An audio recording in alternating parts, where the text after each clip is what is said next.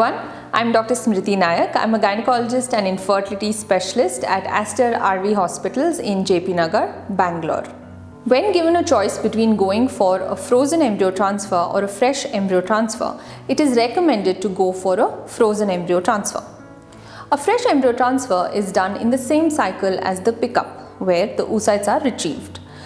It is not recommended to go for a fresh embryo transfer because there will be certain amount of asynchrony between the endometrial thickness and the hormone levels. And once the endometrium exceeds a certain amount of thickness, the embryo is not going to get implanted easily. Hence, all the embryos are taken and frozen, and in the subsequent cycles, the patient comes back for an embryo transfer. Studies have shown that a frozen embryo transfer has a better obstetric outcome than a fresh embryo transfer. The cases in which a fresh embryo transfer is done is when the embryos are less in number and slow growing, hence they may not withstand the freezing procedure.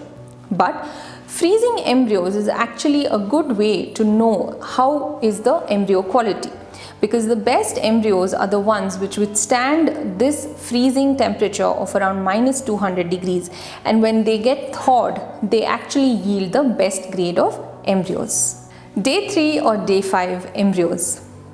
Day 5 embryos are also called as blastocysts, and they are the best grade embryos to be transferred. We usually grow the embryos till day 3 and freeze them to a certain number, and some of the embryos which are showing a better quality are grown till day 5. The day 5 embryos are known to yield better positive results compared to day 3 embryos.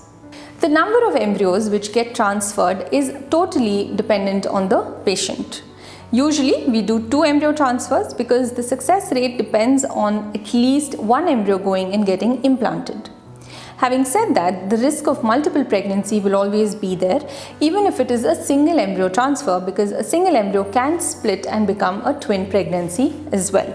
So, it is recommended to do 2 embryo transfers, but we do counsel our patients about the complications of twin pregnancy before we go ahead with this decision. The embryos can be frozen for up to 5 years. These are kept in a cryobank and they are not disturbed for until the period that you come for an embryo transfer. You can conceive the first time and store your embryos for up to 5 years and come for a second embryo transfer when you are planning for a second child. There is no difference in the quality. The quality does not deteriorate with time. We have a lot of couples who come in for a second baby and they use the same embryos that were yielded 3 to 5 years ago.